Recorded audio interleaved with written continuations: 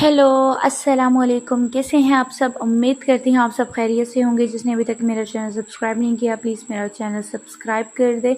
मैं आपके लिए लाई हूँ हसरत की सेकंड लास्ट एपिसोड, जिसमें नूर अपने कमरे में बैठी कहती है कि मैं जुनैद से शादी करूँगी और इमाम को डिवोर्स हर सूरत करवाऊँगी और मैं जुनैद से बदला लूँगी। जिसने उसने मेरी खुशियों को ख़त्म किया, मैं भी इसे चैन से बैठने नहीं दूँगी। नूर अपना सारा सामान पैक करती है और किसी भी चीज़ की परवाह नहीं करती। इधर नूर का बाप रोता है कि मैंने कितनी गलतियां की हैं, नूर की खातर मैं किस किस से नहीं लड़ा और किस किस की दिल आज़ारी नहीं की।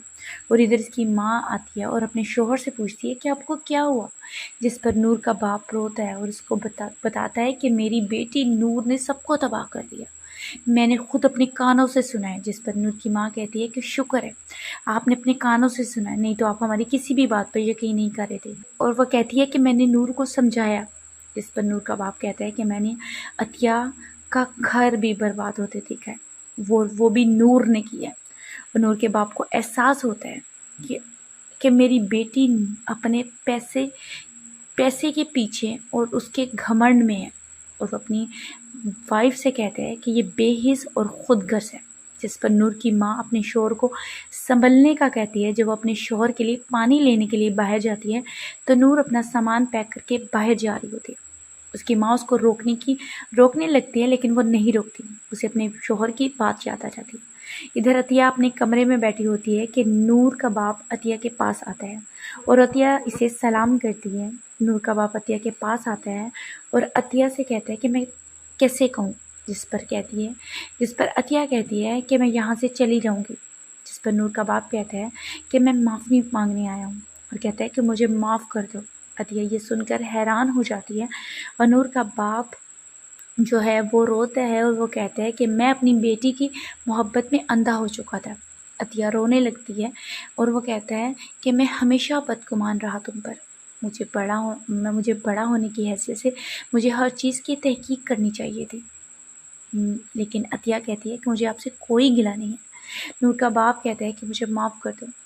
नूर का बाप जब रोने लगता है तो अतिया बहुत रोती है। नूर का बाप जब जाने लगता है तो वो अतिया के सर पर हाथ रखता है, जिसको देखकर उसकी माँ जो है खुश हो जाती है और वो चाहती है कि जो बदगुमानियाँ पैदा की गई थी नूर की, वो ख़त्म हो जाती हैं। इधर नूर अपने अपार्टमेंट में शिफ्ट हो जाती है और अपने मुलाजमा से हुक्म करती है कि मेरा सारा सामान ऊपर लाया जाए। और जब वो उसकी मुलाजमा उसके अपने घर वालों के बारे में सवाल करती है तो नूर गुस्सा करती है। इधर अतिया कमरे में बैठी होती है और इमाम कमरे में आती है और अतिया इमाम से उसके इंटरव्यू के बारे में पूछती है। जिस पर इमाम कहती है कि बहुत अच्छा गया, आज का दिन मेरे लिए बहुत लकी था। जिस पर अतिया इमाम से जुनैद के बारे में जब सवाल करती है तो इमाम कहती है कि अबू जाने या जुनैद।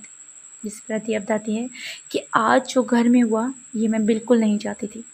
जिस पर वो कहती है कि क्या हुआ आज, जिस पर वो सारा कुछ बताती है।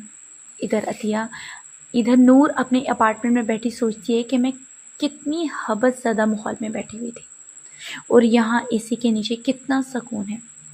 इधर जुनैद अपनी माँ के पास आता है और अपनी माँ से उसकी जब माँ कहती है कि तुम खाली हाथ लौट आए ना, तुम्हारे साथ यही होना था। लेकिन वो अपनी माँ को कहता है कि आप साथ चलें, शायद वो मान जाए। लेकिन उसकी माँ साथ जाने से साफ इनकार कर देती है। इधर नूर बार बार जुनैद को कॉल करती है, लेकिन जुनैद नूर की कॉल नहीं उठाता। इधर मैडम फरूकी नूर के घर आती है और नूर का बाप और माँ मैडम फरूकी से माफ़ी मांगते हैं और मैडम फरूकी अतिया का पूछती है। जिस पर वो कहती है कि मुझे इसके पास अलहदगी में उससे बात करनी है, मुझे कुछ शिकवे करने हैं। वो अतिया के पास आती है और मैडम फरूकी से कहती है कि मैं तुमसे नाराज़ हूँ। अतिया मैडम फरूकी से सारी बात डिस्कस करती है।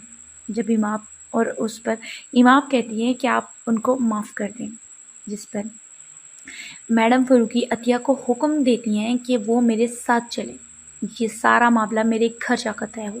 लेकिन अतिया जाते वक्त इमाम को ये ताकीद करके जाती है कि जब अगर जुनैद आए तो उसको माफ़ कर देना और साथ चली जाना, माफ़ करने में बहुत राहत है। इधर नूर जो है वो जुनैद को बार बार कॉल करती है, लेकिन जुनैद कॉल नहीं उठाता। बहुत कॉल करने पर भी जुनैद उसको اس کی کال نہیں اٹھاتا، لیکن جنید کو وہ ٹیکسٹ کرتی ہے تو جنید اس کا نور کا نمبر بلاک کر دیتا ہے۔ ادھر عطیہ واپس اپنے گھر آتی ہے اور سائم کمرے میں آتا ہے اور عطیہ کو سلام کرتا ہے، لیکن عطیہ جواب نہیں دیتی۔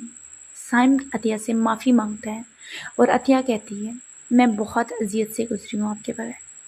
سائم کہتا ہے مجھے اس کا اندازہ ہے، جس پر وہ نور کی مثال دیتا ہے کہ اس نے بہت کچھ کیا میرے ساتھ، اور عطیہ ہر بات مان جاتی ہے۔ جب وہ سائم سے محبت کا پوچھتی ہے تو سائم کہتا ہے کہ مجھ سے غلطی ہوگی، معاف کر دو۔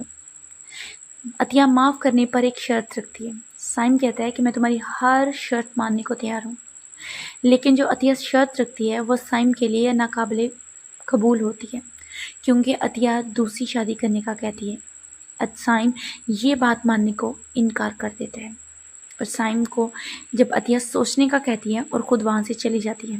ادھر نور اکیلی اپنے اپارٹمنٹ میں ہوتی ہے اور جنید کو بار بار کال کرتی ہے۔